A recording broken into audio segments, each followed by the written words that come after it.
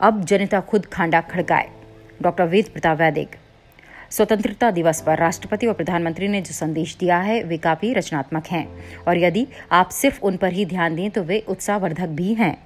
हर प्रधानमंत्री लाल किले से सारे देश को पहले ये बताता है कि उसकी सरकार ने देश के कई तबकों के लिए क्या क्या किया है और भविष्य में उसकी सरकार जनता के भले के लिए क्या क्या करने वाली है। इस दृष्टि से नरेंद्र मोदी के भाषण में कोई कमी ढूंढना मुश्किल है। मेरे लिए ही नहीं, राहुल गांधी के लिए भी मुश्किल होगा। लेकिन लाल किले से जो कुछ कहा गया है उससे भी ज्यादा जरूरी वो पहलू है जो नहीं कहा गया।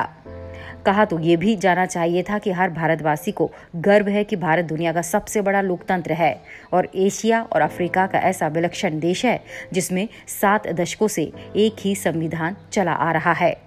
हमारे पड़ोसी देशों में उनके संविधान कई बार बदल दिए गए, उनके तख्ता पलट कर दिए गए, उनके टुकड़े हो गए, लेकिन भारत में लोकतंत्र आपातकाल के अपवाद को छोड़कर बराबर बना रहा। भारत में न केवल बहुदलीय व्यवस्था दंदना रही है बल्कि आम लोगों को भारत की अदालतों, सरकारों और सत्तारूढ़ नेताओं की कड़ी आलोचना करने का भी पूरा अधिकार है।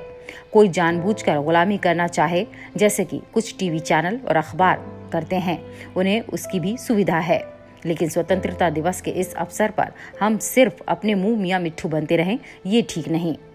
ये सही है कि हम दुनिया की 5वीं बड़ी अर्थव्यवस्था बन गए हैं, लेकिन ये मोर का नाच है क्योंकि 1% सेठियों के हाथों में देश की 60% संपदा है।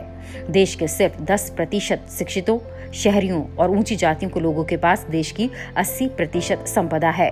देश में करोड़ों लोग ऐसे हैं जिन्हें 2 वक्त की रोटी भी ठीक से नसीब नहीं है। दुनिया के सबसे ज्यादा गरीब लोग यदि कहीं रहते हैं तो वे भारत में ही रहते हैं। अशिक्षा और भ्रष्टाचार में भी हम काफी आगे हैं। शिक्षा और चिकित्सा में हम पश्चिम के नकलची बने हुए हैं। ये दोनों बुनियादी खंभे हमारे देश में सीमेंट की बजाय गोबर के बने हुए हैं। भाजपा सरकार ने इस दिशा में कुछ उल्लेखनीय कदम जरूर उठाए हैं, लेकिन जब तक देश की जनता खुद खांडा नहीं खड़काएगी, अकेली सरकारें सिर्फ नौकरशाही के दम पर क्या कर पाएंगी। स्वतंत्रता हमने आंदोलन करके पाई है, लेकिन स्वतंत्रता दिवस पर कोई नेता किसी आंदोलन की बात भूलकर भी नहीं करता।